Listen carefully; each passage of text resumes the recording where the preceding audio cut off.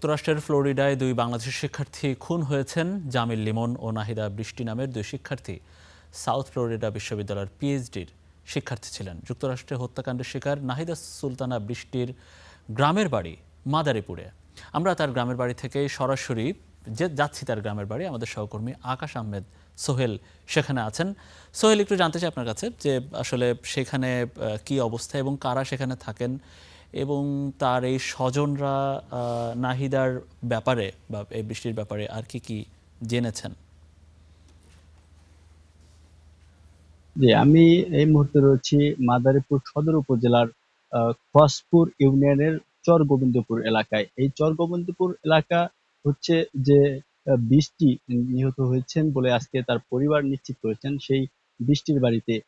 এমনটি আমরা কিন্তু এখানে এসে যেমনটি দেখতে পেয়েছি, আসলে এই তার যে পরিবারের স্বজনরা রয়েছেন, তার পরিবারের লোকজন, তার বাবা মা সহ যে ভাই রয়েছেন, তারা কিন্তু দীর্ঘদিন যাবত ঢাকায় বসবাস করেন। রাজধানী ঢাকায় বসবাস করার সুবাদে কিন্তু তারা একমাত্র ঈদ ঈদ ছাড়া যে বড় ধরনের ছুটি রয়েছে সেই ছুটি কাটাতে কিন্তু তারা দেশের বাড়িতে আসেন। এছাড়া কিন্তু তেমন একটি তারা আসেন না বলে কিন্তু জানতে পেরেছি। এইখানে আমি আমার পিছনে যে দেখতে পাচ্ছেন যে এই ঘরটি, তার চাচা, তার চাচাতো ভাইয়েরা কিন্তু থাকেন, তার আপন চাচারা কিন্তু এখানে বসবাস করেন।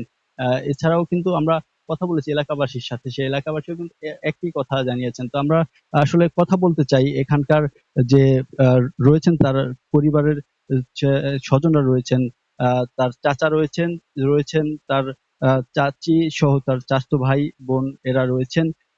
তার চাচার সাথে আমরা কথা বলবো। আসলে চাচা যে কি জানান, আসলে চাচা তারা কি খবর পেয়েছেন, কি জানতে পেরেছেন, এখন পর্যন্ত কি খবর রয়েছে তাদের কাছে?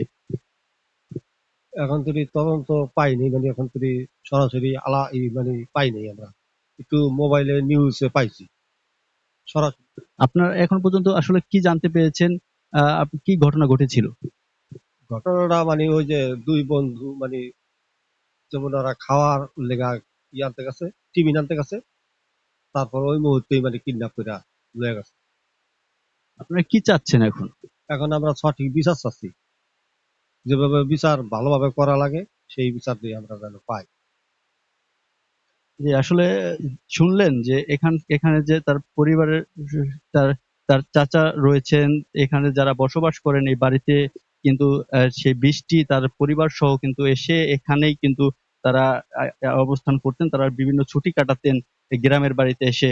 সেই চাচার সাথে কিন্তু কথা বলেছি। আসলে তারা যেমনটি জানাচ্ছেন যে এই এখানে এসে কিন্তু তারা যেমন ছুটি কাটাতেন, তাদেরকে এই বৃষ্টিকে নিয়ে কিন্তু অনেক স্বপ্ন ছিল তাদের, যে সে বিদেশে উচ্চতর ডিগ্রি অর্জন করবেন, পিএইচডি করবেন, এরপরে আবার তিনি দেশে ফিরে আসবেন, সেই গৌরব উজ্জ্বল মুহূর্ত তারা উপভোগ করবেন, এমনটি কিন্তু চেয়েছিলেন। কিন্তু সেই স্বপ্ন কিন্তু আজকে সেই নিরাশ হয়ে গেছেন। না, আহ, আসলে এই আসলে খুব এই ছিল মর্মান্তিক একটা মাদারীপুর। ঘটনা। আকাশ আহমেদ যে সোহেল, মাদারীপুর তার পরিবারের শোক সন্তপ্ত পরিবারের প্রতি আসলে আমাদের সমবেদনা থাকবে নিশ্চয়ই। অনেক ধন্যবাদ আপনাকে। আমরা সরাসরি দর্শক মাদারীপুরে ছিলাম যুক্তরাষ্ট্রে নিহত যে নারী বা তরুণী তার বাসায়।